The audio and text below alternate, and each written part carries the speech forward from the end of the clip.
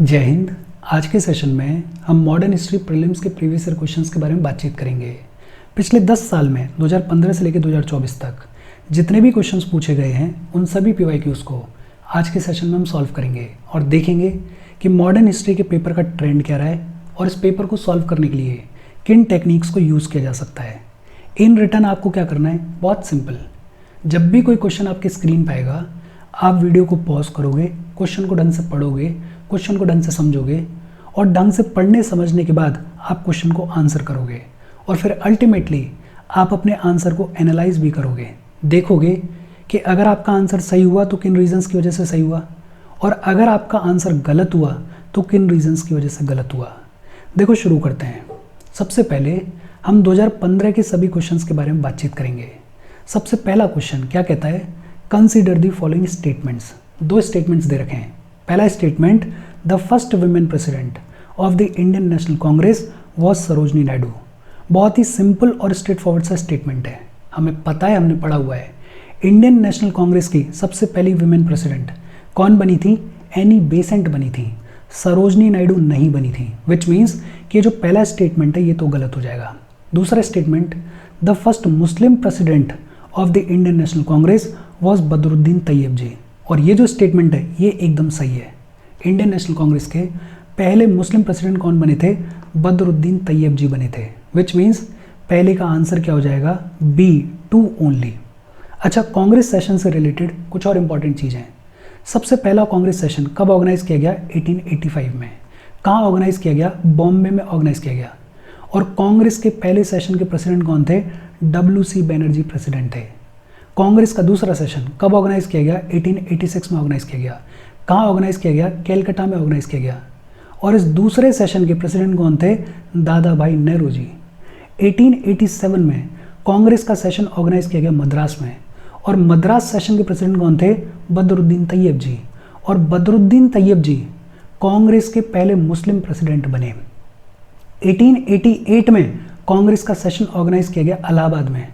और इलाहाबाद सेशन के प्रेसिडेंट कौन थे? George Yule. और जॉर्ज यूले पहले इंग्लिशमैन जो कि कांग्रेस के प्रेसिडेंट बने। 1917 में कांग्रेस का सेशन ऑर्गेनाइज किया गया कैलकाटा में। और कैलकाटा सेशन की प्रेसिडेंट कौन थी? Annie Besant. और एनी बेसेंट कांग्रेस की पहली विमेन प्रेसिडेंट बनी। 1923 में कांग्रेस का स्पेशल सेशन बुलाया गया दिल्ली में। और दिल्ली सेशन के प्रेसिडेंट कौन थे? अब्दुल कलाम आज़ाद। अब्दुल कलाम आज़ाद कांग्रेस के यंगेस्ट प्रेसिडेंट बने। 1924 में कांग्रेस का सेशन ऑर्गेनाइज किया गया बेलगांव में, जिसे विजयनगर सेशन भी बुलाया जाता है। और बेलगांव सेशन के प्रेसिडेंट कौन थे? महात्मा गांधी। इकलौता कांग्रेस का ऐसा सेशन जहां पे महात्मा गांधी प्रेसिडेंट रहेंगे। कहां पे हुआ? बेलगांव में हुआ। कब हुआ? 1924 में हुआ। 1925 में कांग्रेस का सेशन ऑर्गेनाइज किया गया कानपुर में। और कानपुर सेशन की प्रेसिडेंट कौन थी? सरोजनी नायडू। और सरोजनी नायडू कांग्रेस की पहली इंडियन वुमेन प्रेसिडेंट बनेंगी।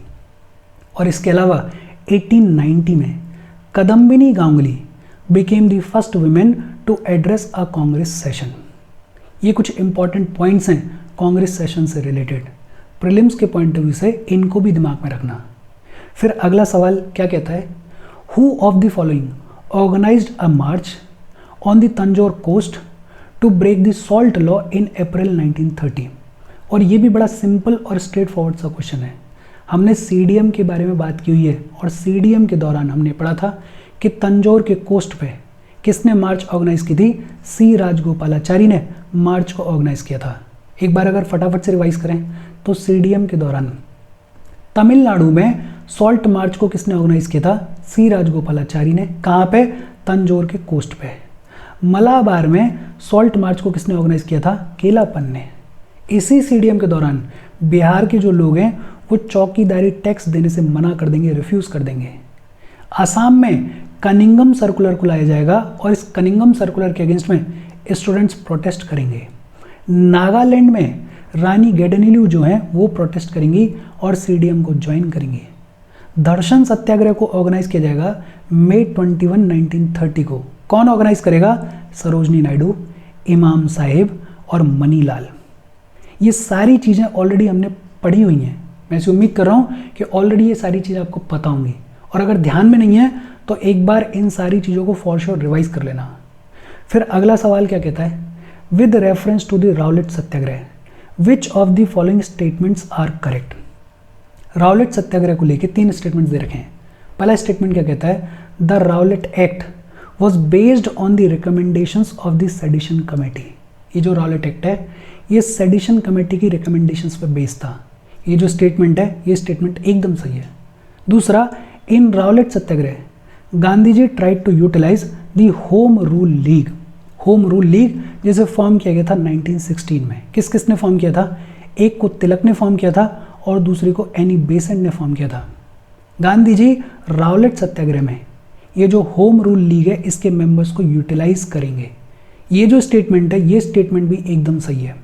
तीसरा, demonstrations against the arrival of the Simon Commission coincided with the Rowlatt Satyagraha. अब देखो, राउलेट सत्याग्रह की बातचीत होती है 1919 में और साइमन कमीशन का अराइवल होगा 1928 में। कोइंसाइड कर सकते हैं क्या, नहीं कर सकते हैं, विच मीन्स कि जो तीसरा वाला स्टेटमेंट है ये गलत हो जाएगा। विच मीन्स कि तीसरे क्वेश्चन का आंसर क्या हो जाएगा, 1 and 2 ओनली। ये जो राउलेट सत्याग्रह है इसके बारे में भी ऑलरेडी हमने पढ़ा हुआ है। जब सरकार रिवॉल्यूशनरी टेररिज्म को लेकर बहुत ज़्यादा कंसर्न हो जाएगी तो 1918 में एक कमेटी बनाएगी जिसे बुलाया गया सेडिशन कमेटी, या जिसे रिवॉल्यूशनरी कॉन्स्पिरेसी इंक्वायरी कमेटी भी बुलाया जाता है। और इस कमेटी को हेड कौन कर रहा था, सिडनी राउलेट इसको हेड कर रहे थे। इसी कमेटी की रिकमेंडेशंस को फॉलो करते हुए अल्टीमेटली लाया जाएगा राउलेट एक्ट को, जिसे ब्लैक एक्ट भी बुलाया जाता है। और इसी राउलेट एक्ट के अगेंस्ट में गांधी जी फॉर्म करेंगे सत्याग्रह सभा को फरवरी 1919 को। ये बेसिक तौर पे चीज़ों को हम देख रहे हैं, लेकिन अगर आपको इन डिटेल चीज़ों को पढ़ना है, रिवाइज करना है, तो जो रेगुलर सेशंस हैं हमारे उनमें जाके आप देख सकते हो, वहाँ पूरे डिटेल में बातचीत की गई है। फिर अगला सवाल क्या कहता है, who of the following was were economic critic of the colonialism in India. In following लोगों में से किसने कॉलोनियलिज्म का इकोनॉमिक क्रिटिक प्रोवाइड किया, और इसके बारे में भी हमने पढ़ा हुआ है। जो मॉडरेट लीडर्स थे उन्होंने कॉलोनियलिज्म का इकोनॉमिक क्रिटिक प्रोवाइड किया। और इम्पॉर्टेंट लीडर्स कौन कौन से थे, Dadabhai Nehru, M G. Ranade, G K. Gokhale, Subramaniam Iyer and R C. Dutta. In fact R C. Dutta ने तो किताब लिखी economic history of India, which means कि कॉलोनियलिज्म का economic critic Dadabhai Nehru ji ने भी प्रोवाइड किया था, सुब्रमण्यम अय्यर ने भी प्रोवाइड किया था, आर.सी. दत्ता ने भी प्रोवाइड किया था। आंसर क्या हो जाएगा, डी 1, 2, 3। फिर अगला सवाल क्या कहता है, which one of the following movements has contributed to a split in the Indian National Congress resulting in the emergence of moderates and extremist. हमने पढ़ा हुआ है सूरत स्प्लिट के बारे में। सूरत स्प्लिट कब हुआ, 1907 में। और इस सूरत स्प्लिट के बाद कांग्रेस में डिवीजन आ जाएगा, एक ग्रुप होगा मॉडरेट्स का और दूसरा होगा एक्सट्रीमिस्ट का। अब देखो, क्विट इंडिया मूवमेंट की बात होती है 1942 में, सिविल डिसोबीडियंस मूवमेंट की बात होती है 1930 में, नॉन कॉपरेशन मूवमेंट की बात होती है 1920 में। आंसर क्या हो जाएगा, स्वदेशी movement.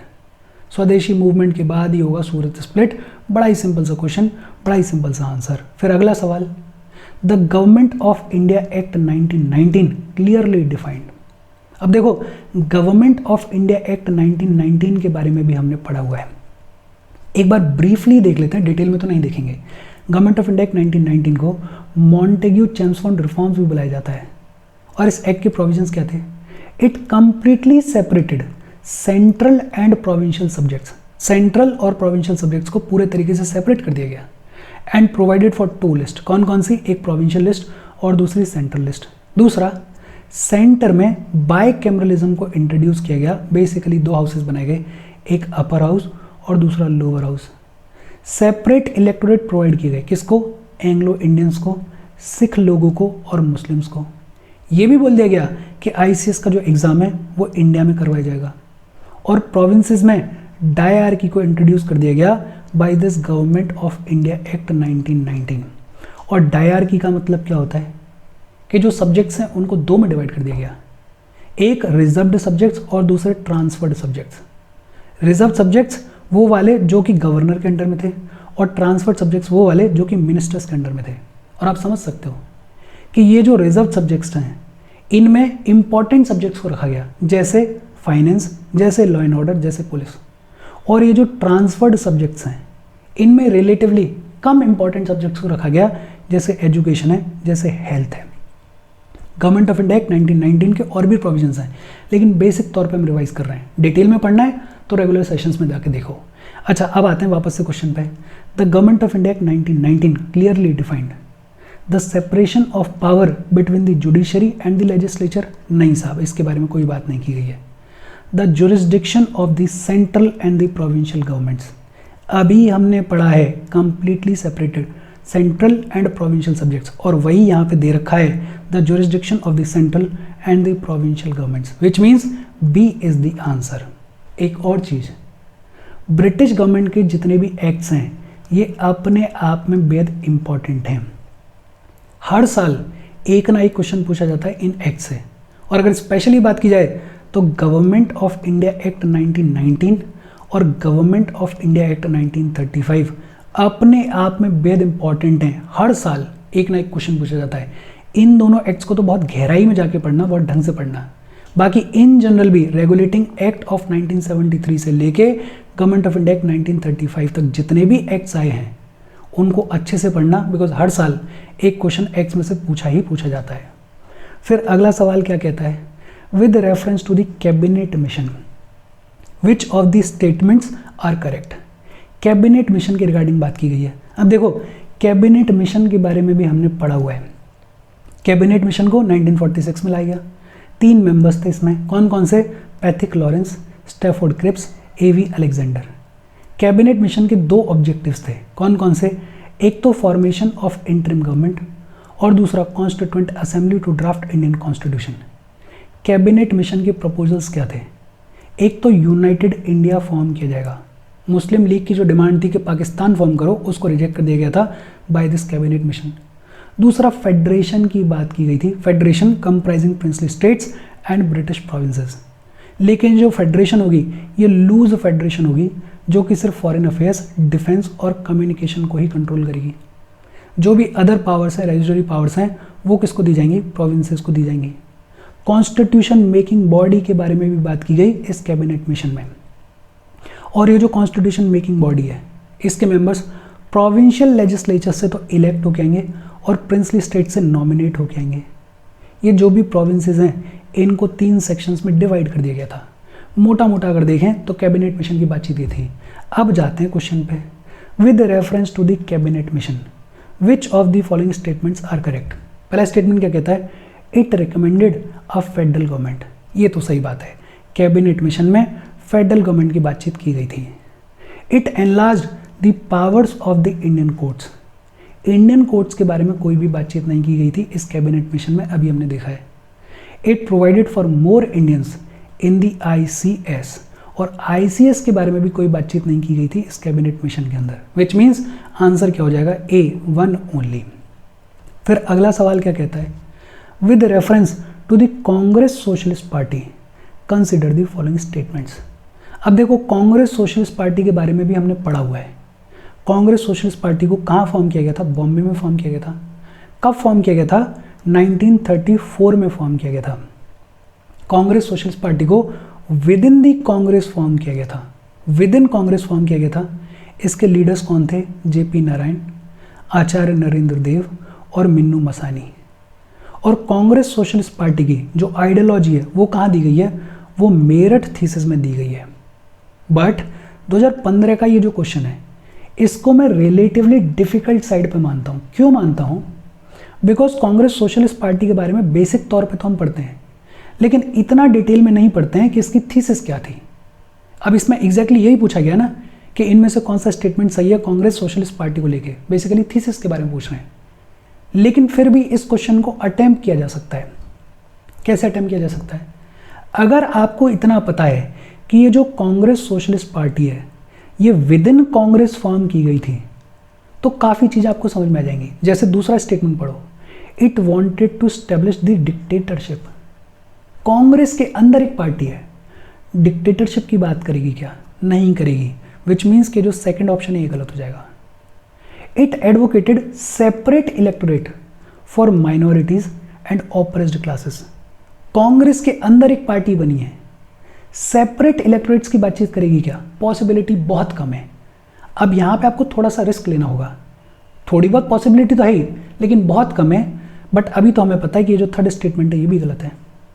It advocated the boycott of British goods and evasion of taxes. देखो, ब्रिटिश गुड्स के बॉयकॉट के बारे में तो बात कर सकती है, लेकिन टैक्सेस का इवेजन ये अपने आप में बहुत ही ज़्यादा एक्सट्रीम है कांग्रेस के हिसाब से अगर देखो तो जो पहला स्टेटमेंट है ये भी गलत है, विच मीन्स 8th का आंसर क्या हो जाएगा? D, none. 2015 में 8 क्वेश्चंस पूछे गए, इन 8 में से सिर्फ एक यही वाला जो क्वेश्चन है ये डिफिकल्ट क्वेश्चन मानता हूं मैं, बाकी के सारे बेहद इजी क्वेश्चंस पूछे गए। मतलब अगर आपने एनसीईआरटीज और स्पेक्ट्रम को ढंग से पढ़ा हुआ है तो आप बहुत इजीली इन क्वेश्चंस को आंसर कर सकते हो।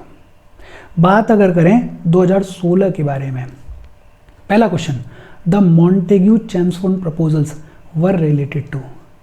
अभी अभी हमने गवर्नमेंट ऑफ इंडिया एक्ट 1919 के बारे में बात की है, अभी अभी हमने मॉन्टेग्यू चैम्सफोर्ड प्रपोजल्स के बारे में बात की है, और ये रिलेट करते हैं कॉन्स्टिट्यूशनल रिफॉर्म से। किससे रिलेट करते हैं? कॉन्स्टिट्यूशनल रिफॉर्म से।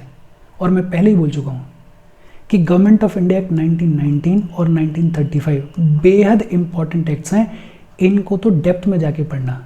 और इन जनरल भी ब्रिटिश गवर्नमेंट जितने भी एक्ट्स लेकर आई, जितनी भी पॉलिसीज लेकर आई, उनको भी ढंग से पढ़ना, बिकॉज हर साल एक ना एक क्वेश्चन पूछा जाता है। यहाँ तो ऑलमोस्ट रिपीट ही कर दिया गया है। फिर अगला सवाल क्या कहता है? The swadeshi and the boycott were adopted as methods of struggle for the first time during the. ये जो स्वदेशी एंड बॉयकॉट है, इसको सबसे पहली बार एज अ मेथड कब अडॉप्ट किया गया? देखो, सबसे पहला option, agitation against the partition of Bengal, home rule movement, non cooperation movement, visit of Simon Commission to India. इन सब में से सबसे पहले क्या हुआ था? पार्टीशन ऑफ बंगाल हुआ था, और इसी पार्टीशन ऑफ बंगाल के एजिटेशन के तौर पे स्वदेशी एंड बॉयकॉट को अडॉप्ट किया गया था। तो आंसर क्या है? Answer is a. नोट्स में लिखा हुआ है 16 अक्टूबर 1905 को बंगाल को डिवाइड किया गया था, और जब बंगाल को डिवाइड कर दिया गया, लॉर्ड कर्जन ने डिवाइड किया, तो फिर लॉन्च किया गया था स्वदेशी एंड बॉयकॉट मूवमेंट को, जिसका अल्टीमेट गोल था स्वराज अटेन करना। और कांग्रेस ने अपने बनारस सेशन में, जो कि 1905 में कंडक्ट किया गया था, जिसके प्रेसिडेंट थे जीके गोखले, इस बनारस सेशन में इस स्वदेशी एंड बॉयकॉट मूवमेंट को अप्रूव भी कर दिया था। बहुत सिंपल और स्ट्रेट फॉरवर्ड क्वेश्चन। फिर अगला, the plan of Sir Stafford Cripps envisaged that after the Second World War. Cripps mission के बारे में पूछ रहा है। देखो, क्रिप्स मिशन के बारे में भी हमने पढ़ा हुआ है, एक बार देख लेते हैं फटाफट से। कब आया? 1942 में। किसके अंडर? स्टैफोर्ड क्रिप्स के अंडर। और क्रिप्स मिशन में क्या कहा गया? एक तो ये बोला गया कि इंडिया को डोमिनियन स्टेटस दे दिया जाएगा आफ्टर वॉर। दूसरा बोला गया कि कॉन्स्टिट्यूशन मेकिंग बॉडी बनाई जाएगी आफ्टर वॉर, और इसके जो मेंबर्स हैं वो कैसे आएंगे? प्रोविंशियल लेजिस्लेटिव काउंसिल से इलेक्ट होके आएंगे, और प्रिंसली स्टेट से जो रूलर्स हैं वो नॉमिनेट करके भेजेंगे। तीसरा बोला गया कि कोई भी प्रोविंस अगर नए कॉन्स्टिट्यूशन को एक्सेप्ट करने के लिए तैयार नहीं है तो वो ब्रिटेन के साथ में एक सेपरेट एग्रीमेंट साइन कर सकती है अपने फ्यूचर स्टेटस को लेके। और चौथा बोला गया कि इंडिया का जो डिफेंस है वो किसके हाथ में रहेगा? वो ब्रिटेन के हाथ में रहेगा। इस क्रिप्स मिशन के लिए पंडित जवाहरलाल नेहरू और मौलाना आज़ाद कांग्रेस की तरफ से ऑफिशियल नेगोशिएटर्स थे, और बेहद इंपॉर्टेंट, गांधी जी ने इस क्रिप्स मिशन को पोस्ट डेटेड चेक बुलाया। क्या बुलाया? पोस्ट डेटेड चेक बुलाया। अब देखते हैं क्वेश्चन क्या कह रहा है। The plans of Sir Stafford Cripps envisaged that after the Second World War, A, India should be granted complete independence. Complete independence की कोई बात नहीं की गई है, स्टेटमेंट ए इज रॉन्ग। दूसरा, India should be partitioned into 2 before granting independence. ऐसी भी कोई बात नहीं की गई है, ये भी गलत है। India should be made a republic with the condition that she will join the Commonwealth. Commonwealth की कोई बातचीत नहीं की गई है, ये स्टेटमेंट भी गलत है। India should be given dominion status, अभी हम पढ़ के आए, dominion status after the war, which means D is the correct answer. फिर अगला, सत्य शोधक समाज ऑर्गेनाइज्ड, और ये भी बड़ा स्ट्रेट फॉरवर्ड सा क्वेश्चन है। ज्योतिबा फूले जो कि महाराष्ट्र से आते थे, उन्होंने एक बड़ी पॉपुलर किताब लिखी जिसका नाम था गुलामगिरी। और 1873 में ज्योतिबा फूले ने सत्यशोधक समाज को ऑर्गेनाइज किया, जिसे ट्रुथ सीकर सोसाइटी भी बुलाया जाता है। और ये जो सत्यशोधक समाज है ये लड़ेगा अपर कास्ट के डोमिनेशन के अगेंस्ट में, which means Satyashodhak Samaj was organised as an anti caste movement in Maharashtra. Answer क्या हो जाएगा? आंसर हो जाएगा C. Simple straight forward question. अगला question, what was the main reason for the split in the Indian National Congress at Surat in 1907? अभी सूरत split पर question पूछा गया था, अभी हम देख के आए, दोबारा से रिपीट कर दिया गया है। और हमें पता है कि जो सूरत स्प्लिट है, कांग्रेस में जो डिवीजन हुआ, एक मॉडरेट्स और दूसरे एक्सट्रीमिस्ट बने, इसके पीछे रीज़न क्या था? एक्सट्रीमिस्ट लोग जो हैं वो भरोसा नहीं कर पा रहे थे मॉडरेट्स के ऊपर, मॉडरेट्स के तौर तरीकों के ऊपर, और इसकी वजह से हुआ था सूरत स्प्लिट। आंसर क्या हो जाएगा? Extremist lack faith in the capacity of the moderates to negotiate with the British government. Answer क्या है? B is the answer. फिर अगला सवाल क्या कहता है? Consider the following. 3 कमेटीज दे रखी हैं, Calcutta Unitarian Committee, Tabernacle of New Dispensation और तीसरी इंडियन रिफॉर्म एसोसिएशन। पूछा गया है Keshav Chandra Sen is associated with the establishment of which of the above? इनमें से किसके इस्टेब्लिशमेंट के साथ में केशव चंद्र सेन एसोसिएटेड है? अब देखो 2016 में लगभग 6 क्वेश्चंस पूछे गए और इन 6 में से सिर्फ यही एक ऐसा क्वेश्चन है जिसको मैं रिलेटिवली डिफिकल्ट साइड पे मानता हूँ। बहुत ज़्यादा डिफिकल्ट तो नहीं है, लेकिन हाँ फिर भी डिफिकल्ट है। बाकी के जो क्वेश्चंस थे वो बेहद इजी क्वेश्चंस पूछे गए। और इसको मैं डिफिकल्ट क्यों मानता हूँ? बिकॉज केशव चंद्र सेन के बारे में हम पढ़ते तो हैं, लेकिन इतना डिटेल में नहीं पढ़ते हैं। अभी तो फिलहाल हमें पता है कि इसका आंसर क्या है? B, 2 and 3 only. फिर अगला सवाल पूछा गया 2017 में। क्या सवाल? Who among the following were associated with the introduction of the Ryotwari settlement in India during the British rule? Permanent settlement, Ryotwari settlement और महलवारी सेटलमेंट, इन सब के बारे में बहुत डिटेल में हमने पढ़ा हुआ है। रैयतवारी सेटलमेंट कौन लेकर आया था? Alexander Read and Thomas Munro. Answer क्या हो जाएगा? C, 2 and 3 only. Ryotwari settlement अगर बहुत जल्दी से रिवाइज करें, कौन लेकर आया? Thomas Munro and Alexander Read. कहाँ पे लाया गया? मद्रास, बॉम्बे, सिंध, बेरार और आसाम के कुछ पार्ट्स में। लगभग 51% ऑफ द ब्रिटिश इंडिया में इसको इंट्रोड्यूस किया गया, लार्जेस्ट एरिया कवर करता था।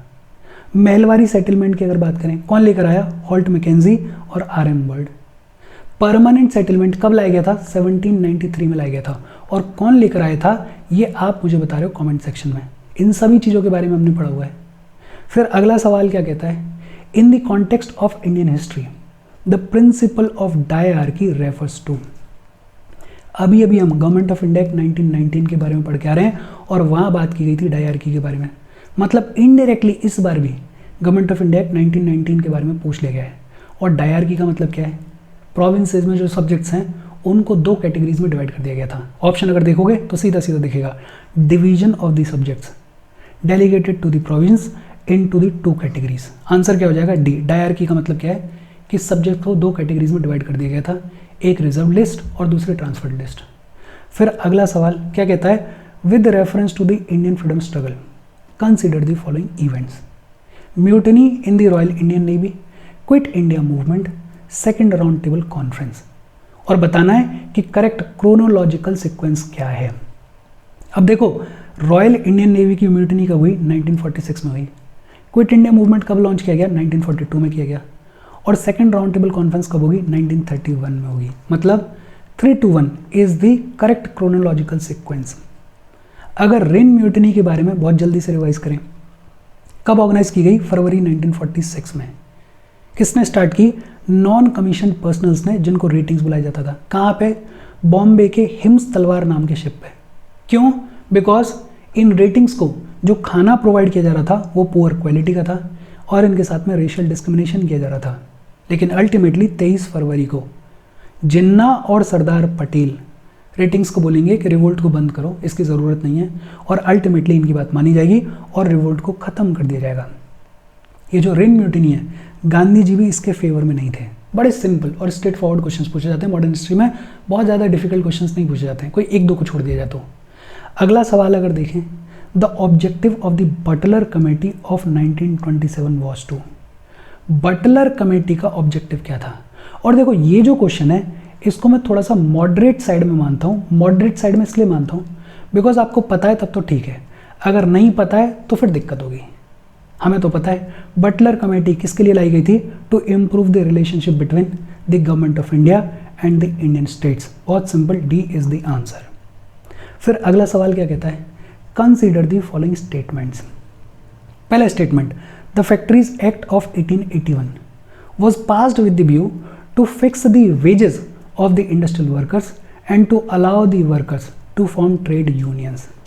एनसीईआरटी से उठाया गया क्वेश्चन। एनसीईआरटी में बात हुई है फर्स्ट इंडियन फैक्ट्री एक्ट के बारे में जिसको लाया गया था 1881 में, और एनसीईआरटी में लिखा हुआ है कि जो 1881 का एक्ट है ये मेनली डील करता है with the child labour. Wages को फिक्स करने की कोई भी बातचीत नहीं की गई थी, विच मीन्स कि जो पहला स्टेटमेंट है ये तो गलत हो जाएगा। दूसरा, N.M. Lokhande was a pioneer in organizing the labor movement in the British India। और ये स्टेटमेंट भी एनसीईआरटी से लिया गया है और ये स्टेटमेंट सही है, विच मीन्स कि आंसर क्या हो जाएगा? B, 2 only. बाकी चीज़ें आप यहाँ से पढ़ सकते हो, थोड़ा देख सकते हो, बाकी एनसीईआरटी में आपने पढ़ा होगा। फिर अगला सवाल क्या कहता है? Consider the following pairs. Pairs दिए हुए हैं, Radhakant Deb was the first president of the British Indian Association. हमने पढ़ा हुआ है, ये स्टेटमेंट सही है। ब्रिटिश इंडियन एसोसिएशन को राधाकांत देव और देवेंद्रनाथ टैगोर ने मिलकर सेटअप किया था। G L Chetty was the founder of Madras Mahajan Sabha. नहीं साहब, जीएल चेट्टी मद्रास महाजन सभा को फाउंडर नहीं थे, उसको स्टैब्लिश नहीं करेंगे। सुरेंद्रनाथ बैनर्जी ही was the founder of the Indian association, और ये भी हमने पढ़ा हुआ है। इंडियन एसोसिएशन के फाउंडर कौन थे? सुरेंद्रनाथ बैनर्जी थे, along with Anand Mohan Das. Answer क्या हो जाएगा? 2 और 3, सी इज द आंसर। देख लेते हैं, नोट्स में हमने पढ़ा हुआ है। ब्रिटिश इंडियन एसोसिएशन कब फॉर्म की गई? 1851 में। लैंड लॉर्ड सोसाइटी और बंगाल ब्रिटिश इंडिया सोसाइटी को मर्ज करके फॉर्म किया गया था ब्रिटिश इंडिया सोसाइटी को। और कौन फॉर्म करेगा? देवेंद्रनाथ टैगोर और राधाकांत देव। जीएल चेट्टी जो है वो मद्रास नेटिव एसोसिएशन को फॉर्म करेंगे। मद्रास महाजन सभा को 1884 में कौन फॉर्म करेगा? चार्लू, सुब्रमण्यम अय्यर और राघवाचारी। इंडियन एसोसिएशन को 1876 में सेटअप किया जाएगा। कौन करेगा? आनंद मोहन दास बोस और सुरेंद्रनाथ बैनर्जी। और ये जो इंडियन एसोसिएशन है ये कांग्रेस के फॉर्मेशन से पहले फर्स्ट ऑल इंडिया एसोसिएशन थी। इन सभी चीज़ों के बारे में हमने पढ़ा हुआ है। फिर अगला सवाल क्या कहता है? The trade disputes act of 1929 provided for. और 2017 में लगभग 6 क्वेश्चंस पूछे गए। इन 6 में से यही एक ऐसा क्वेश्चन है जिसको मैं रिलेटिवली थोड़ा सा डिफिकल्ट साइड पे मानता हूँ। बाकी सारे क्वेश्चंस अभी हम देख के आ रहे हैं इजी क्वेश्चंस थे। हालांकि एक इस वाले क्वेश्चन को आप बोल सकते हो कि थोड़ा मॉडरेट है, बट हाँ ये अपने को पता है, ये एनसीईआरटी में भी दिया हुआ है, ये स्पेक्ट्रम में भी दिया हुआ है, तो अपन ने पढ़ा हुआ है, तो इसलिए मैं इसको भी इजी मान रहा हूँ। बाकी हाँ ये जो ट्रेड डिस्प्यूट्स एक्ट ऑफ 1929 है ये रिलेटिवली डिफिकल्ट साइड पे है। हालांकि ये भी एनसीईआरटी में दिया हुआ है, बट सिर्फ एक लाइन लिखी हुई है, 1 या 1.5 लाइन, तो इसलिए मैं इसको डिफिकल्ट मान रहा हूँ। अभी तो अपने को पता है कि trade disputes act of 1929 provided for a system of tribunals and a ban on strikes. तो आंसर क्या हो जाएगा? D is the answer. 2017 में लगभग 6 क्वेश्चंस पूछे गए, 6 या 7 क्वेश्चंस, और उनमें से सिर्फ एक क्वेश्चन डिफिकल्ट था। फिर अगर बात करें तो 2018 में सबसे पहले क्या पूछा गया? The staple commodities of export by the English East India Company from Bengal in the middle of 18th century were.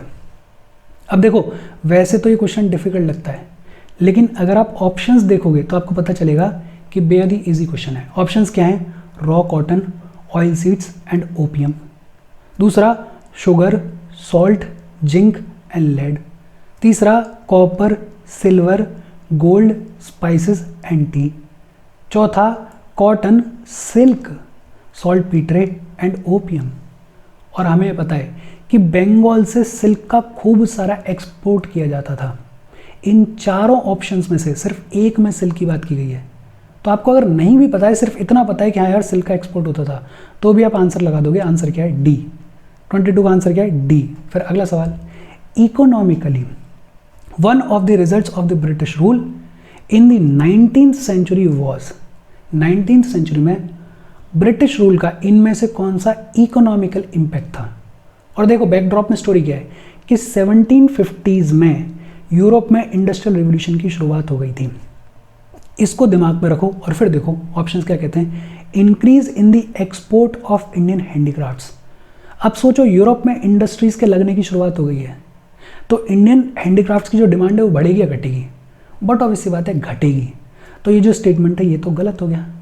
Growth in the number of Indian owned factories. Industrialisation की शुरुआत ब्रिटेन में हुई है, यूरोप में हुई है, हमारे यहाँ पे नहीं हुई है, तो ये जो स्टेटमेंट है ये भी गलत हो गया। Commercialisation of Indian agriculture. Europe में इंडस्ट्रीज के लगने की शुरुआत हो गई है, और अगर यूरोप में इंडस्ट्रीज के लगने की शुरुआत हो गई है तो रॉ मटेरियल की डिमांड बढ़ेगी या नहीं बढ़ेगी? बढ़ेगी।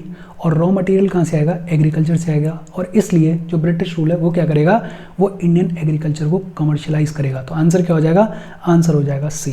फिर in the federation established by the government of India Act 1935, residuary powers were given to the. एक भी साल ऐसा नहीं है जब किसी एक्ट से रिलेटेड क्वेश्चन नहीं पूछा जा रहा है। स्पेशली 1919 लगातार 3 बार पूछा गया, और अब 1935 को पकड़ा हुआ है यूपीएससी ने। तो ये जो एक्ट्स हैं ब्रिटिश एक्ट्स, उनको ढंग से पढ़ना। स्वदेशी मूवमेंट कई बार पूछा जा चुका है, उसके बारे में ढंग से पढ़ना। इसके अलावा सूरत स्प्लिट 2 बार रिपीट हुआ है, थोड़ा सा देख लेना, बहुत ज़्यादा तो नहीं। तो ये जो 2-3 टॉपिक्स हैं इनको तो ढंग से पढ़ना। अच्छा, गवर्नमेंट ऑफ इंडिया एक्ट 1935 में रेजुडरी पावर्स किसको दी गई थी? हमने पढ़ा हुआ है। किसको दी गई थी? ये दी गई थी गवर्नर को। किसको दी गई थी? गवर्नर जनरल को। किसको दी गई थी? गवर्नर जनरल को। तो residuary powers are given to the governor general. Government of India act 1935 को भी एक बार रिवाइज कर लेते हैं बेसिक तौर पे। गवर्नमेंट ऑफ इंडिया एक्ट 1935 में बात की गई ऑल इंडिया फेडरेशन के बारे में, लेकिन कुछ कंडीशंस भी रखी गई थी जिनके बारे में रेगुलर सेशंस में हमने बात की है। दूसरा बात की गई कि जो डायरकी है उसको प्रोविंसेस से हटाया जा रहा है और उसको कहाँ लाया गया? सेंट्रल लेवल पे लाया गया डायरकी को। फाइनेंशियल कंट्रोल इंडिया का सेक्रेटरी ऑफ स्टेट से ट्रांसफर करके किसको दे दिया गया? वाइसरॉय को दे दिया गया। विच मीन्स कि जो फाइनेंशियल कंट्रोल है इंडिया का वो लंदन से कहाँ पे ट्रांसफर हो गया? दिल्ली में ट्रांसफर हो गया। सेंट्रल लेजिस्लेचर में जो टोटल नंबर ऑफ सीट्स थी उनमें से 30 से 40% सीट्स प्रिंसली स्टेट्स के लिए रिजर्व कर दी गई। सेपरेट इलेक्टोरेट्स को और ज़्यादा एक्सटेंड कर दिया गया। मुस्लिम्स को दे दिए गए, सिख लोगों को दे दिए गए, एंग्लो इंडियंस को दे दिए गए, यूरोपियंस को दे दिए गए और इंडियन क्रिश्चियंस को दे दिए गए। डिप्रेस्ड क्लासेस को जॉइंट इलेक्टोरेट प्रोवाइड किए गए, और जो डिप्रेस्ड टर्म है इसको रिप्लेस कर दिया गया शेड्यूल कास्ट से। आरबीआई को स्टैब्लिश करने की बात की गई, फेडरल कोर्ट को स्टैब्लिश करने की बात की गई इसी गवर्नमेंट ऑफ इंडिया 1935 में। इसके अलावा प्रोविंसेस में डायरकी को रिप्लेस कर दिया गया और प्रोविंशियल ऑटोनॉमी को स्टैब्लिश कर दिया गया। फेडरल पब्लिक सर्विस कमीशन को स्टैब्लिश करने की भी बात की गई। इसके अलावा गवर्नर को डिस्क्रिशनरी पावर्स दे दी गई, और जितनी भी रेजुडरी पावर्स थी वो भी किसको दे दी गई? गवर्नर को दे दी गई। फिर डिफेंस और जो फॉरेन अफेयर्स, ये जो इंपॉर्टेंट सब्जेक्ट्स थे, they were kept out of the legislature control. Defence और फॉरेन अफेयर्स जैसे इंपॉर्टेंट सब्जेक्ट्स जो हैं उनको लेजिस्लेचर के कंट्रोल से बाहर रखा गया। एनसीईआरटी की लाइन है ये। गवर्नर को वीटो पावर दे दी गई, और सिर्फ 10% पॉपुलेशन को राइट टू वोट प्रोवाइड किया गया था। ये जो गवर्नमेंट ऑफ इंडिया 1935 है, इसको नेहरू साहब ने क्या बुलाया? Machine with all brakes and no engine. क्या बुलाया? Charter of slavery. Government of India 1935 detail में पढ़ना है तो रेगुलर सेशन में आप जाके पढ़ सकते हो, लेकिन मैं ये दिखाने की कोशिश कर रहा हूँ कि मॉडर्न हिस्ट्री में अगर आपने एनसीईआरटीज़ को और स्पेक्ट्रम को बहुत ढंग से पढ़ा है तो डिफिकल्ट क्वेश्चंस नहीं है, बहुत इजी से क्वेश्चंस पूछे जा रहे हैं। फिर अगला सवाल, which one of the following is a very significant aspect of Champaran Satyagraha. Champaran Satyagraha कब ऑर्गेनाइज किया गया था? 1917 में। आपको याद होगा एक राजकुमार शुक्ला थे, 3 कठिया सिस्टम को चलाया जा रहा था। इंडिगो कल्टीवेशन के लिए पीजेंट्स को फोर्स किया जा रहा था। ये जो राजकुमार शुक्ला हैं ये गांधी जी को इनवाइट करेंगे और गांधी जी लॉन्च करेंगे चंपारण सत्याग्रह को। इस चंपारण सत्याग्रह का एक सिग्निफिकेंट एस्पेक्ट क्या रहा? Active all India participation of lawyers, students and women in the national movement. नहीं साहब, चंपारण सत्याग्रह में लॉयर्स वगैरह की बात ही नहीं हो रही है। Active involvement of Dalit and tribal communities, नहीं साहब, चंपारण सत्याग्रह में ट्राइबल कम्युनिटीज़ और दलित्स की बात ही नहीं हो रही है। Joining of peasant unrest to the India's national movement, और ये एक सिग्निफिकेंट एस्पेक्ट है बिकॉज चंपारण सत्याग्रह में जो क्राइसिस थे वो किसके थे, वो पीजेंट्स के क्राइसिस थे, पीजेंट्स का अनरेस्ट था। तो अल्टीमेटली ये जो पीजेंट अनरेस्ट है ये जुड़ जाएगा इंडिया के नेशनल मूवमेंट से, तो आंसर क्या हो जाएगा, सी इज द आंसर। फिर 1920 में which of the following changed its name to Swarajya Sabha, factual question है लेकिन एनसीईआरटी में भी दिया हुआ है और स्पेक्ट्रम में भी दिया हुआ है। 1920 में इनमें से किसने अपना नाम बदला और नाम रखा Swarajya Sabha? All India Home Rule League is the answer. Mahatma Gandhi इसका नाम बदलेंगे 1920 में और नाम क्या रखेंगे, नाम रखेंगे स्वराज्य सभा। फिर अगला सवाल, which one of the following statements does not apply to the system of subsidiary alliance introduced by Lord Wellesley. अब देखो लॉर्ड वेलेस्ली की अगर बात करें तो ये लेकर आए सब्सिडरी अलायंस, और सब्सिडरी अलायंस के तहत क्या कह रहे थे कि जिस भी स्टेट के ऊपर, किंगडम के ऊपर सब्सिडरी अलायंस लगाई जाएगी उसके लिए कंडीशंस क्या रहेंगी कि उसको ब्रिटिश आर्मी को मेंटेन करके रखना होगा और ब्रिटिश आर्मी के एक्सपेंसेस भी देने होंगे। वो जो किंगडम है वो कोई एक्सटर्नल रिलेशंस मेंटेन नहीं कर सकता है without the mediation of company. तीसरा, एक ब्रिटिश रेजिडेंट उनको अपने फोर्ट में रखना होगा। चौथा, वो जो किंगडम है वो किसी फॉरेन एम्प्लॉय को रिक्रूट भी नहीं कर सकता है विदाउट प्रायर परमिशन, और बदले में कंपनी क्या कह रही है कि हम आपके इंटरनल अफेयर्स में कोई भी इंटरफेरेंस नहीं करेंगे। सारा इंटरफेरेंस करने के बाद क्या कह रही है कि कोई भी इंटरनल इंटरफेरेंस नहीं करेंगे हम। पहली स्टेट जिसने सब्सिडरी अलायंस को एक्सेप्ट किया या जिसके ऊपर सब्सिडरी अलायंस को इम्पोज किया गया, हैदराबाद, दूसरी मैसूर और तीसरी तंजौर। अब देखते हैं कि क्वेश्चन क्या कह रहा है, which one of the following statements does not apply to the system of subsidiary alliance. अब देखो, to maintain a large standing army at the others expense, अभी हम पढ़ के आए कि ये स्टेटमेंट तो सही है। To keep India safe from the Napoleonic danger. अच्छा, लॉर्ड वेलेस्ली जब आए थे तो नेपोलियन बहुत ज़्यादा एक्सपेंड कर रहा था और इससे ब्रिटेन में थोड़ा सा डर था। तो ब्रिटेन की जो गवर्नमेंट थी वो क्या कह रही थी कि आप ज़्यादा से ज़्यादा इंडिया के ऊपर कंट्रोल इस्टेब्लिश करो ताकि अगर कल को नेपोलियन आ जाए तो उसको कंट्रोल किया जा सके। तो ये जो स्टेटमेंट है ये भी गलत है।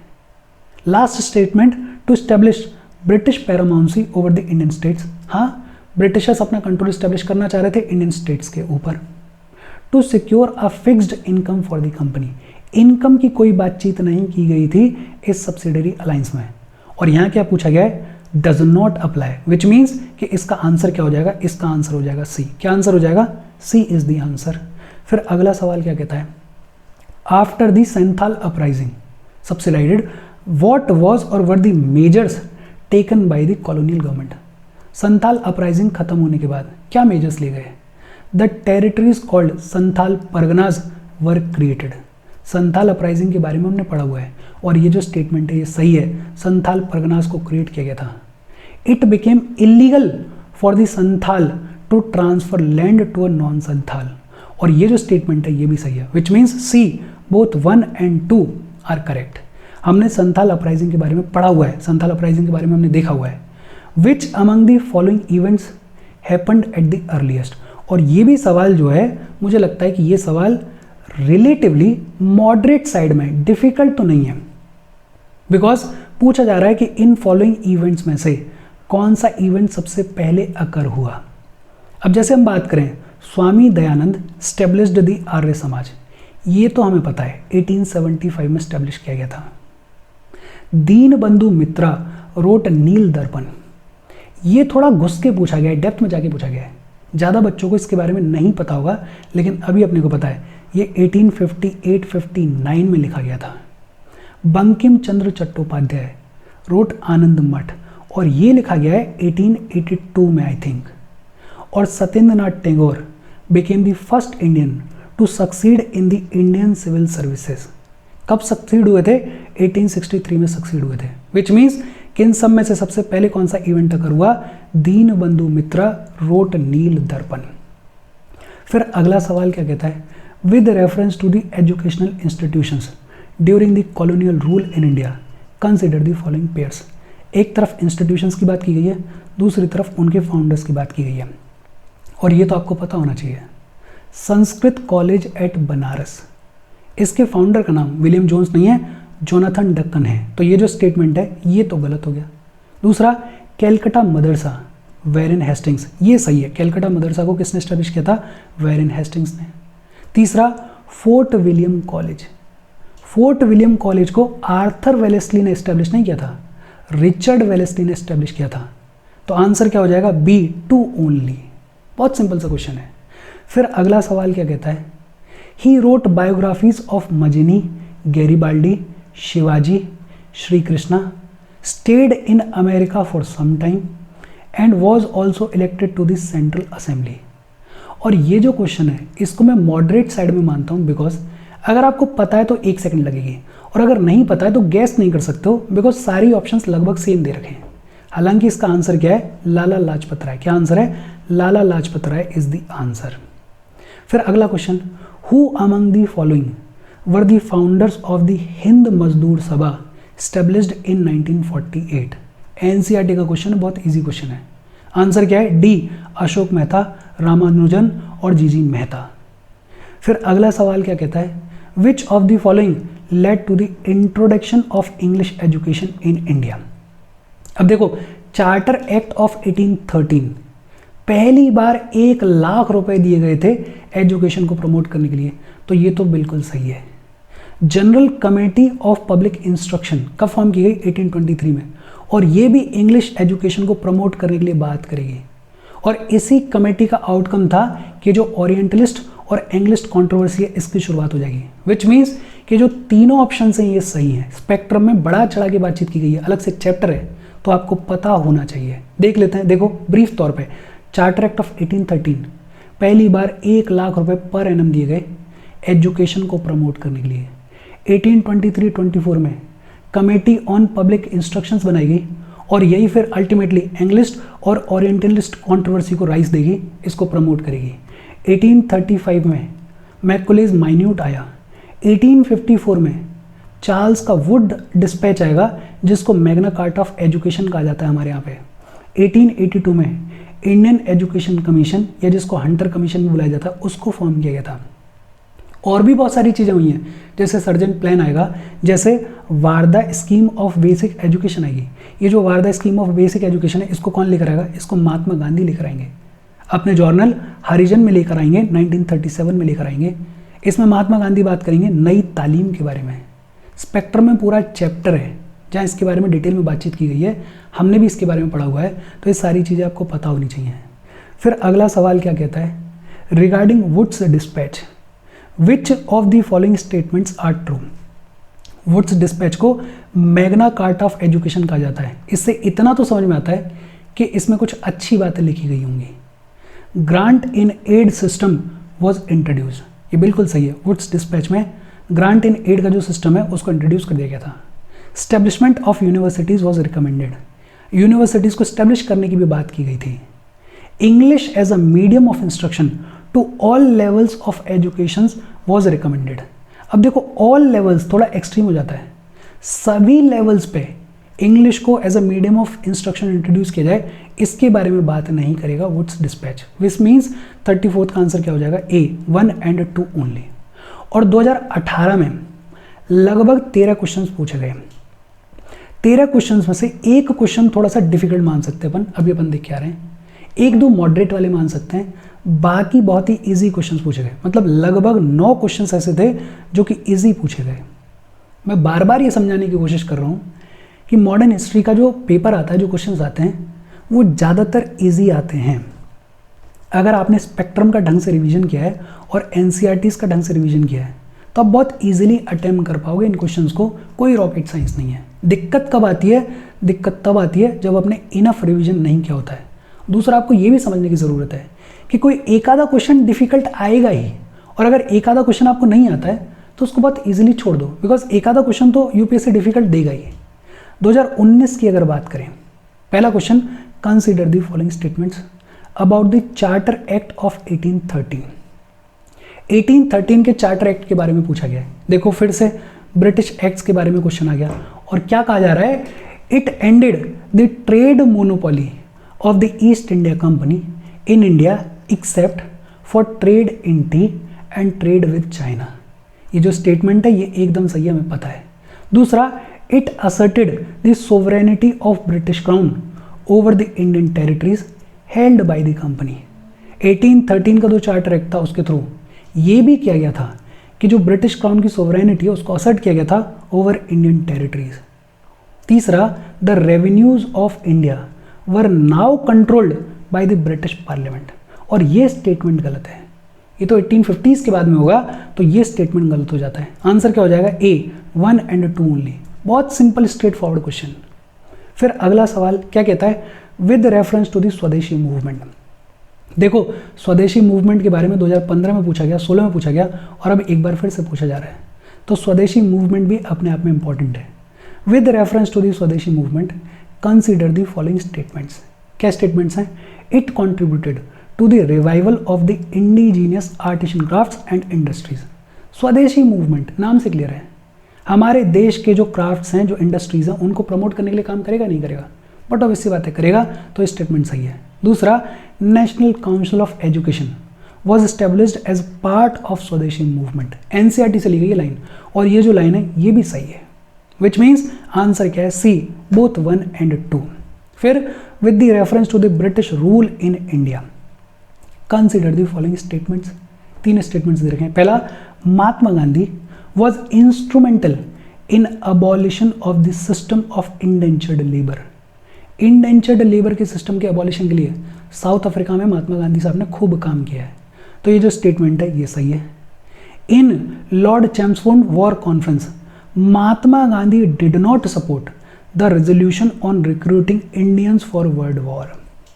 और ये जो स्टेटमेंट है ये गलत है। इनफैक्ट गांधी जी ब्रिटिशर्स को सपोर्ट कर रहे थे इस वॉर के दौरान, ये हमने पढ़ा हुआ है, कई बार पढ़ा हुआ है, तो ये जो स्टेटमेंट है ये तो गलत हो गया। तीसरा, consequent upon breaking of salt law by the Indian people the Indian National Congress was declared illegal by the colonial rulers. Spectrum में हमने पढ़ा हुआ है कि इंडियन नेशनल कांग्रेस को इलीगल डिक्लेयर कर दिया गया था, तो ये जो स्टेटमेंट है ये सही है, which means 1 and 3 only, B is the right answer. फिर कंसिडर द फॉलोइंग पेयर्स।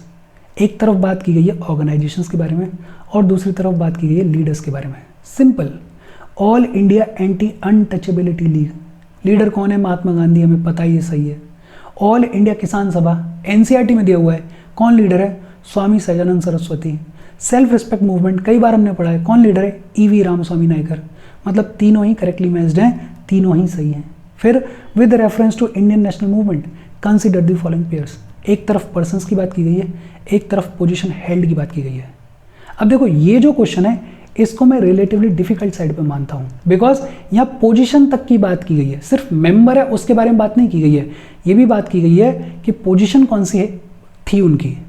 क्या क्या बात की गई है, Sir Tej Bahadur Sapru, he was the president of all India Liberal Federation. K C Neogy, he was the member of the Constituent Assembly. और P C Joshi, he was the general secretary of Communist Party of India.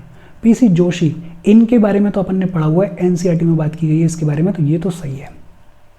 अब बाकी के दो देखने अपने को कि जो तेज बहादुर सप्रू साहब हैं क्या ये प्रेसिडेंट रहे ऑल इंडिया लिबरल फेडरेशन के, और ये जो केसी नेगोए हैं क्या ये मेंबर रहे कॉन्स्टिट्यूएंट असेंबली के।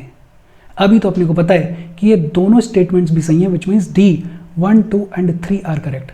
लेकिन इस क्वेश्चन को मैं डिफिकल्ट साइड में मानता हूँ, बिकॉज एक तो एनसीईआरटी से लिया गया है, एनसीईआरटी में दिया गया है पीसी जोशी के बारे में, लेकिन ये जो दो हैं ये स्पेक्ट्रम से लिए गए और वो भी बहुत गहराई में जाके लिए गए, तो ये जो क्वेश्चन है ये बहुत डिफिकल्ट साइड में है। फिर अगले क्वेश्चन की अगर बात करें, विच one of the following groups of plants was domesticated in the new world and introduced into the old world.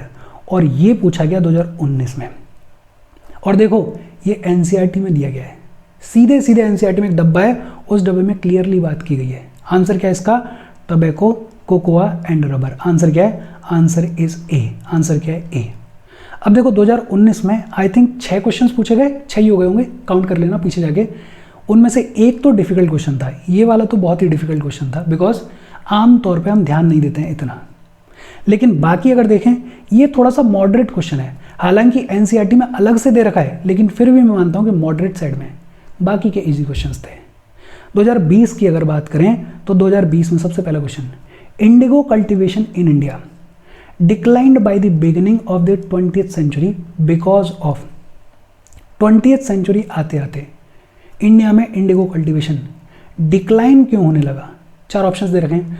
Peasant resistance to the oppressive conduct of planters, its unprofitability in the world market because of the new inventions, national leaders opposition to the cultivation of indigo, government control over the planters. और देखो दुनिया भर में क्या चल रहा है कि दुनिया भर में जो सिंथेटिक डाई है उसका इन्वेंशन हो गया है, जो सिंथेटिक इंडिगो है उसका इन्वेंशन हो गया है, और इसकी वजह से जो नेचुरल इंडिगो का कल्टीवेशन है उसकी डिमांड कम हो गई। तो आंसर क्या हो गया? It's unprofitability in the world market because of the new inventions. लोग सिंथेटिक डाई को प्रेफर कर रहे थे।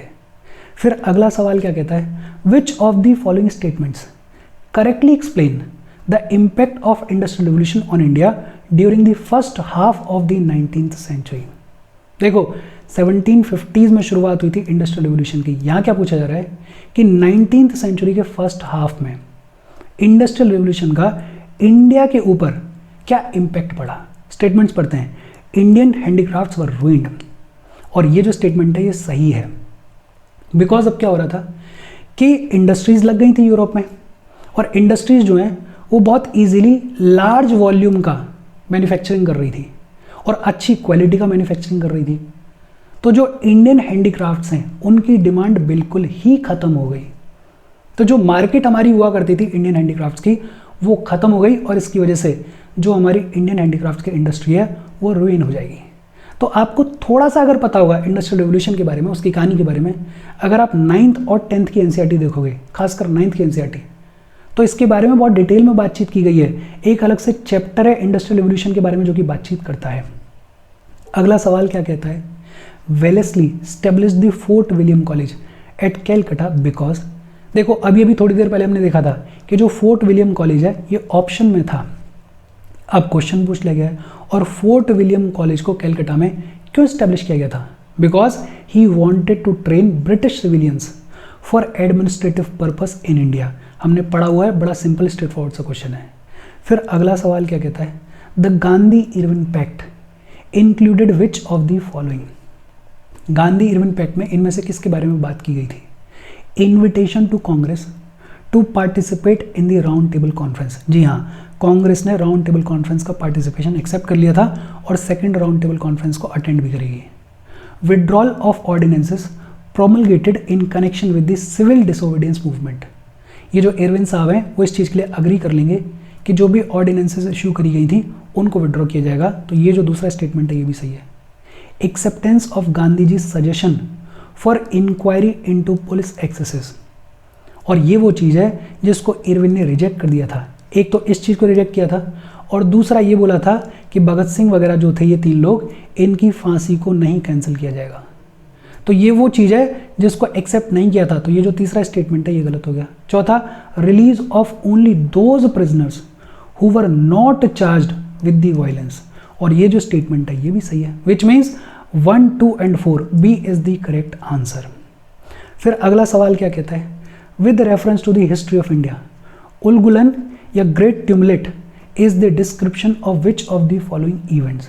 Birsa Munda revolt of 1899 and 1900। हमने बहुत ढंग से इसके बारे में बात की है रेगुलर सेशंस में, रिवीजन वाले सेशंस में, हर जगह पे। ये तो आपको सीधे सीधे एक बार में क्लिक करना चाहिए।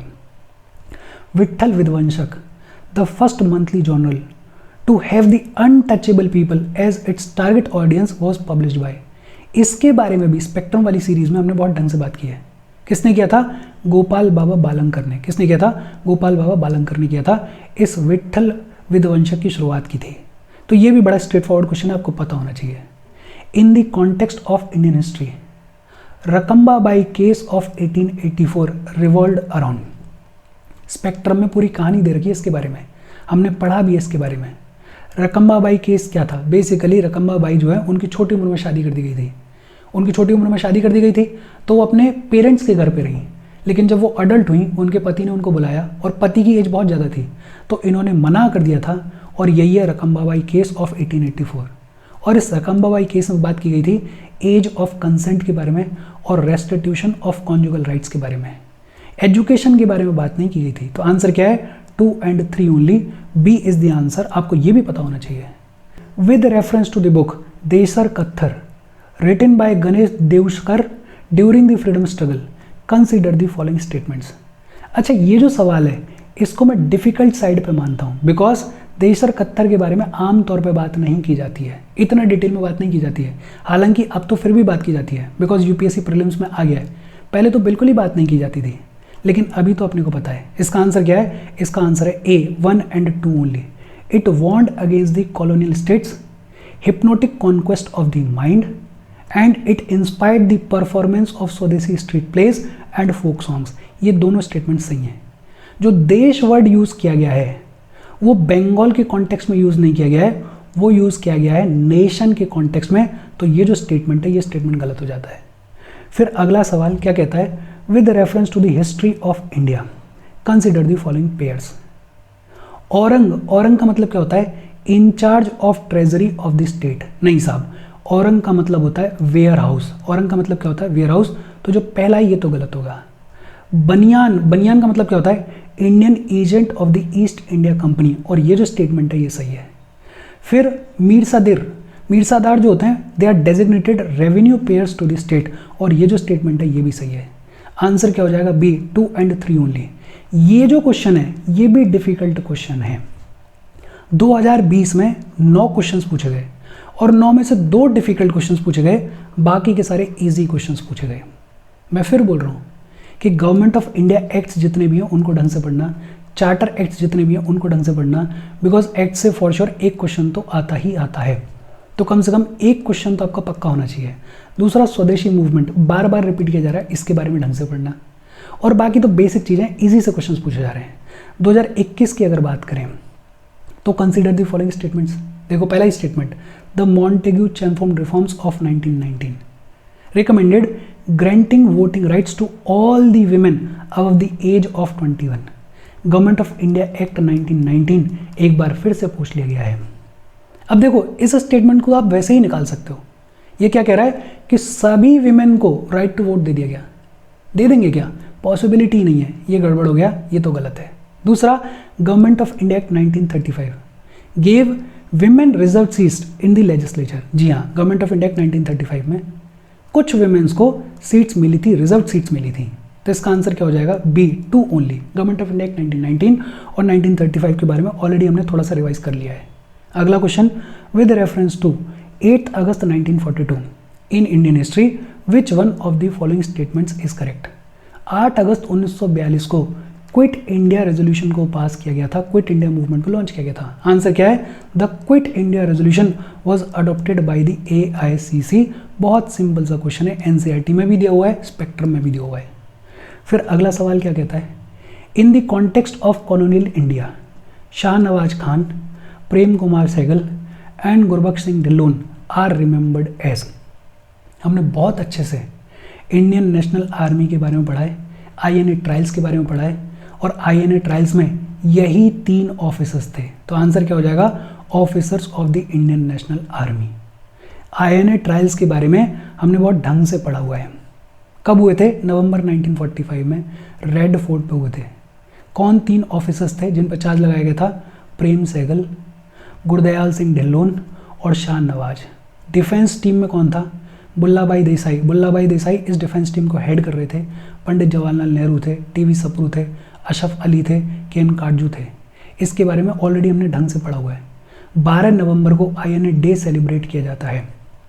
अच्छा, ईश्वर चंद्र विद्यासागर, इनसे रिलेटेड क्वेश्चन आ रहा है। क्वेश्चन क्या है? Which among the following was associated as secretary with the Hindu female school which later came to be known as Bethune female school. इसके बारे में बहुत ढंग से हमने पढ़ा हुआ है। आंसर क्या है? ईश्वर चंद्र विद्यासागर। देख लेते हैं। देखो, ईश्वर चंद्र विद्यासागर सेक्रेटरी रहे एट बैथून स्कूल, जिसको स्टैब्लिश किया गया था 1849 में। ये जो ईश्वर चंद्र विद्यासागर हैं, इनकी एक इंपॉर्टेंस ये भी है कि इन्होंने पहली विडो रीमैरिज ऑर्गेनाइज करवाई थी बंगाल में, और इन्हीं के एफर्ट्स का नतीजा है कि विडो रीमैरिज एक्ट ऑफ 1856 को इनेक्ट किया गया था। ये प्रिंसिपल भी रहे थे संस्कृत कॉलेज के और इन्होंने लगभग 35 गर्ल्स स्कूल्स को ऑर्गेनाइज किया था। इनके बारे में ऑलरेडी हमने पढ़ा हुआ है, तो बहुत ही सिंपल स्ट्रेट फॉरवर्ड सा क्वेश्चन है। फिर अगला सवाल, who among the following is associated with the song from prison, a translation of ancient Indian religious lyrics in English. और इसका आंसर क्या है, मोहनदास करमचंद गांधी।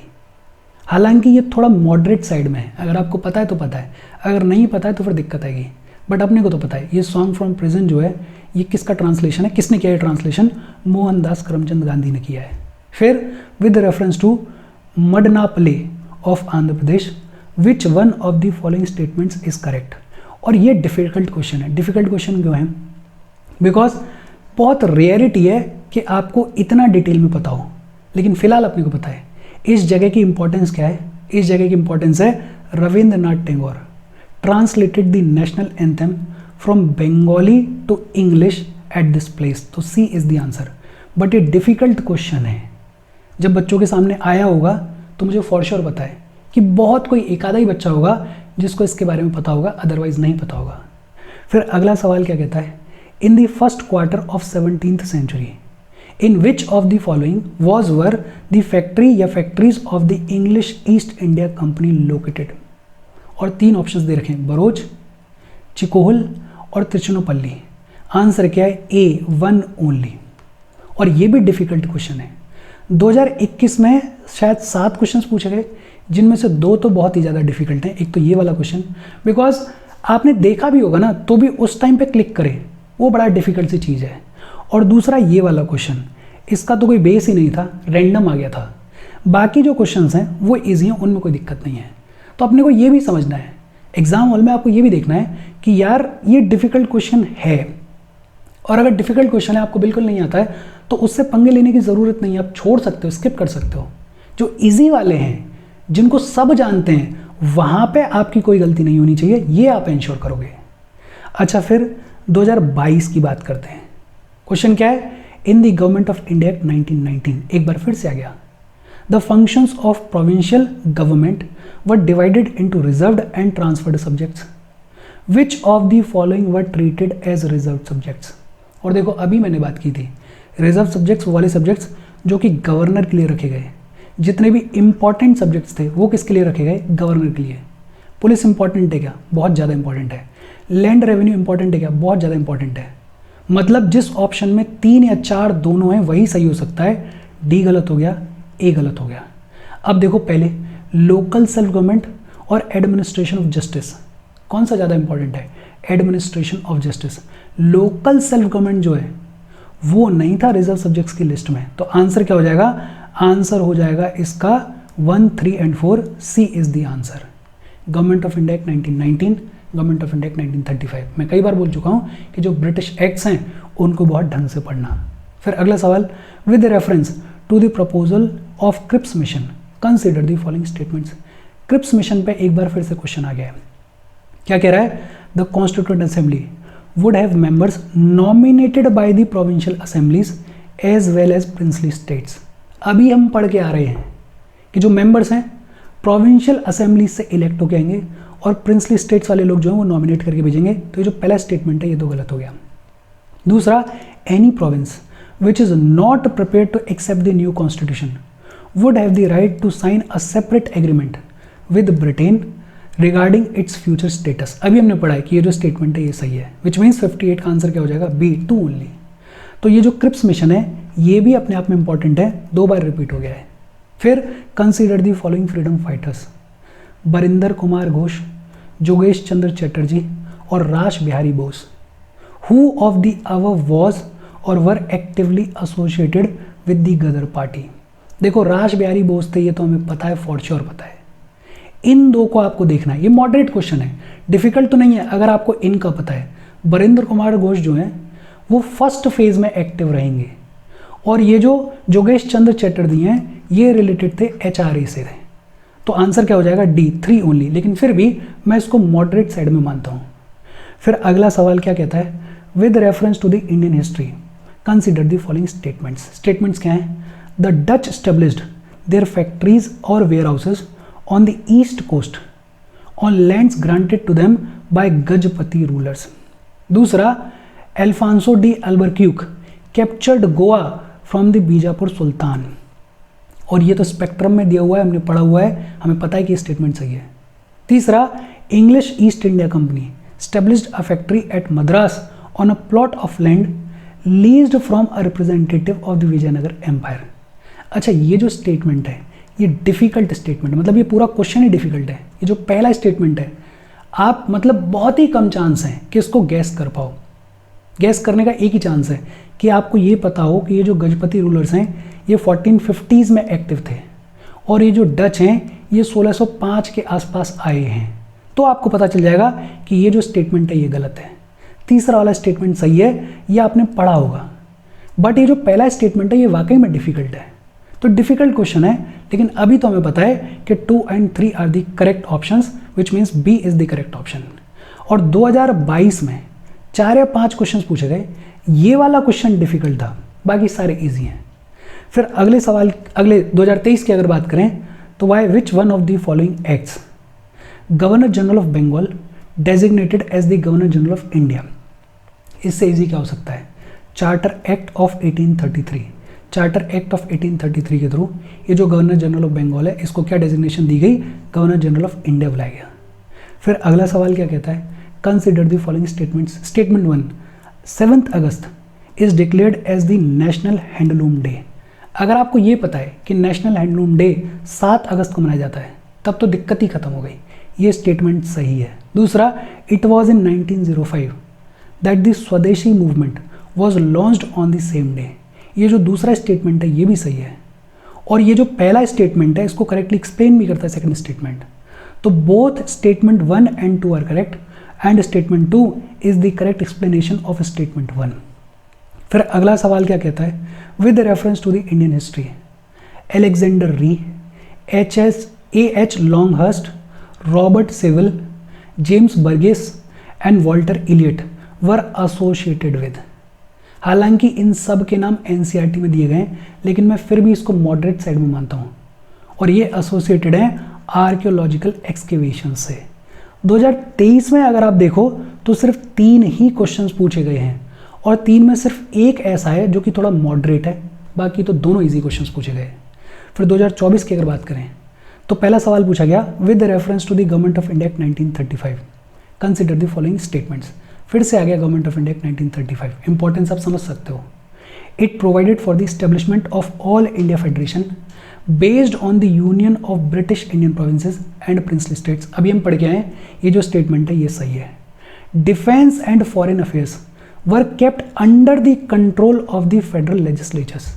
हमने अभी पढ़ा है, एनसीईआरटी की लाइन है कि defence and foreign affairs were kept out of the control of the federal legislatures, which means ये दूसरा वाला स्टेटमेंट गलत है। आंसर क्या हो जाएगा? A, 1 only.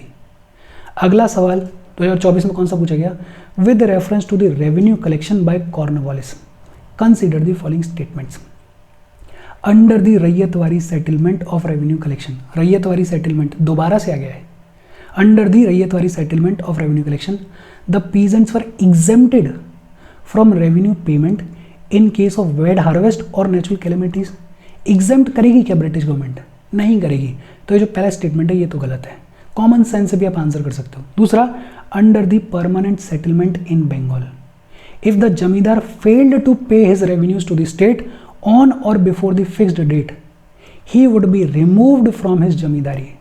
सनसेट लॉ के बारे में आपने पढ़ा होगा परमानेंट सेटलमेंट के अंदर, और उससे अपने को पता है कि ये जो दूसरा स्टेटमेंट है ये सही है, विच मीन्स आंसर क्या है? B, 2 only. और इसके साथ जितने भी PYQs थे वो सारे हमने सॉल्व कर लिए। देखो 2-3 चीज़ें आपको समझ में आ रही हैं कि एक तो जितने भी ब्रिटिश एक्ट्स हैं वो ब्रिटिश एक्ट्स अपने आप में बेहद इंपॉर्टेंट हैं, खासकर गवर्नमेंट ऑफ इंडिया एक्ट 1919 और गवर्नमेंट ऑफ इंडिया एक्ट 1935। दूसरा, स्वदेशी मूवमेंट 2-3 बार पूछा जा चुका है। तीसरा, जो जनरल है वो ये है कि इजी क्वेश्चंस पूछे जा रहे हैं। जैसे 2024 में एक भी क्वेश्चन डिफिकल्ट नहीं था, दोनों ही क्वेश्चंस बहुत इजी पूछे गए। कोई एक आधा क्वेश्चन होता है जो कि डिफिकल्ट पूछा जाता है, और वो भी तब पूछा जाता है जब 5-7 क्वेश्चंस पूछे जाते हैं। और इस साल मुझे ऐसा लगता है कि मॉडर्न हिस्ट्री में से कम 5 या 6 क्वेश्चन तो आने ही हैं, तो आएंगे ही आएंगे। तो मॉडर्न हिस्ट्री को ढंग से पढ़ना, क्योंकि अगर 6 क्वेश्चंस भी आए तो 5 तो ऐसे आएंगे जो कि इजी होंगे, एक आधा डिफिकल्ट होगा, सेफ साइड में 10 नंबर बनेंगे। कोई डाउट हो कमेंट करके पूछ लेना। Thank you very much.